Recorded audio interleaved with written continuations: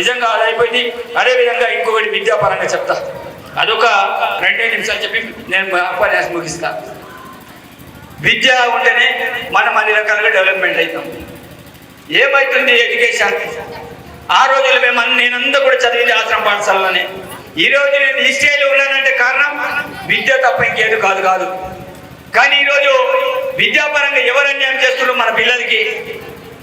ఈరోజు అదే మనమే ఆత్మవిమర్శన చేసుకోవాలి.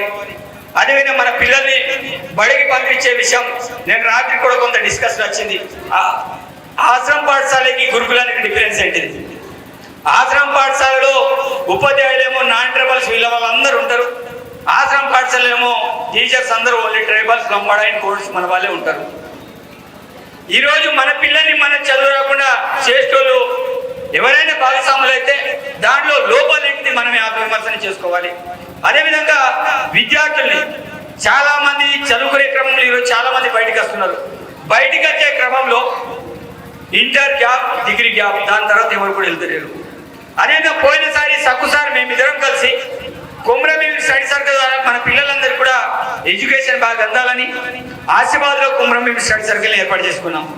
అదేవిధంగా ఆదిలాబాద్లో బీచ్ స్టడీ సర్కిల్ అక్కడ ఏర్పాటు చేద్దామని దివ్య మేడం తోటి మాట్లాడు 12 లక్షల డబ్బులు నేనే స్వయంగా తీసుకొచ్చి ఐటీడీపీ గారికి కూడా మన జరిగింది. ఆదిలాబాద్లో ఏర్పాటు చేద్దామని మన పిల్లల్ని చదివిద్దామంటే అందరు సెల్ ఫోన్లుగా బానిస అయిపోయారు. ఎవరు ఇప్పటికీ చెప్తున్నా, ఎంతమంది పీజీలు చేస్తారో చెప్పండి, మెటీరియల్ ఇప్పించే బాధ నాది. ఎంతమంది పీజీలు చేస్తారు? సీరియస్ గా చెప్తున్నా. ఈరోజు ఉస్మానియా వెళ్తే ఒక్కడు మనోడు ఉన్నాడు, కార్తీయ వెళ్తే ఒక్కడు మనోడు ఉన్నాడు, సతమైన యూనివర్సిటీలో ఒక్కడు మనోడు ఉన్నాడు. కేబిఎస్ ఆదిలాబాద్ అక్కడ ఆసిఫాబాద్ పెడదామంటే ఒక్కడు రాడు. ఏం చేద్దాం చెప్పండి? చదువు కోసం ఎన్నైనా డబ్బులు ఖర్చు పెట్టడానికి మేము సిద్ధంగా ఉన్నాం. చదివే వాళ్ళు ఎంతమంది అవుతారో మీరు బయటికి రండి. వట్టిగా పేపర్ రూపంలో మాకు స్టడీ సర్కిల్ కావాలి ఇవ్వడం కాదు. ఈరోజు పిల్లల్ని కూడా మోటివేట్ చేయడానికి రావాలి. ఈరోజు చదువుకునే పిల్లలు ఎవరు కూడా చదువు విషయాల్లో ముందుకు రావడం లేదు. కేవలం చాలా మంది గురుకులం చదివే విద్యార్థులే ఈరోజు ఎంబీబీఎస్ కావచ్చు ఇతర వెళ్తున్నారు. కానీ మిగతా వాళ్ళు ఎవరు కూడా ముందుకు రావడం లేదు. కాబట్టి సోదరులారని విజ్ఞప్తి చేసేది ఒకటే, ఈరోజు పిల్లలందరినీ బడి పంపించండి. ఈరోజు కొన్ని మనం మాట్లాడితే మన ఆశ్రమ పాఠశాలలో మన టీచర్లే 4 డబ్బులు మించడానికి వాళ్ళని సాటర్డే వస్తే పోరమని రేపు మండే రోజు వచ్చామని పిల్లల్ని బడి నుంచి పంపిస్తున్నారు. ఇది ఎక్కడిది? వార్డెన్ అటెండెన్స్ ఒకటి ఉంటుంది, హెడ్ మాస్టర్ అటెండెన్స్ ఒకటి ఉంటుంది. ఇది ఒకవేళ నాకు ఎక్కడైనా ఎంక్వైరీలు చేస్తే మాత్రం తప్పకుండా రిమూవ్ ఫర్ సర్వీస్ చేయిస్తాను. దీంట్లో మాత్రం నేను కాంప్రమైజ్ కాను. యువ మేడం కూడా అదే చెప్పడం అనేది జరిగింది.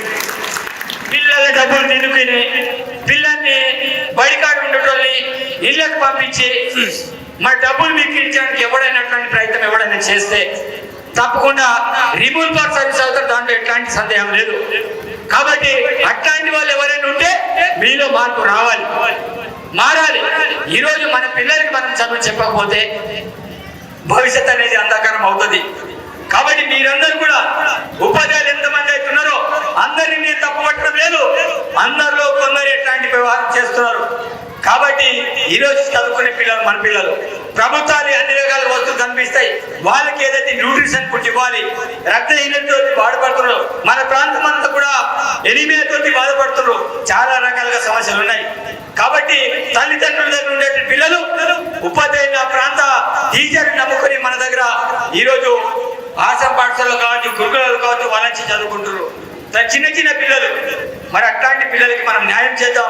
ఈరోజు ఏ అవసరాలు ఉన్నా తప్పకుండా ఆశ్రమ పాఠశాలలు కావచ్చు, గురుకులాలు కావచ్చు, ఏవైనా సరే మా దృష్టికి తీసుకురండి. ఆ యొక్క విషయాన్ని గౌరవ ముఖ్యమంత్రి దృష్టికి తీసుకెళ్తాం. తప్పకుండా సమస్యలను పరిష్కరించే విధంగా చేస్తామని తెలియజేస్తూ, ఏదేమన్నా సరే అన్ని వేళలా మీకు 24 గంటలు అందుబాటులో ఉంటా. నేను రాత్రి 1 గంట వరకు కూడా నా దగ్గర ప్రజలు ఉంటారు. కాబట్టి నేను ఎవరిని కూడా బయటికి పంపించే వ్యక్తిని కాదు. మీరు నాకు సేవ చేసే అవకాశం కల్పించరు.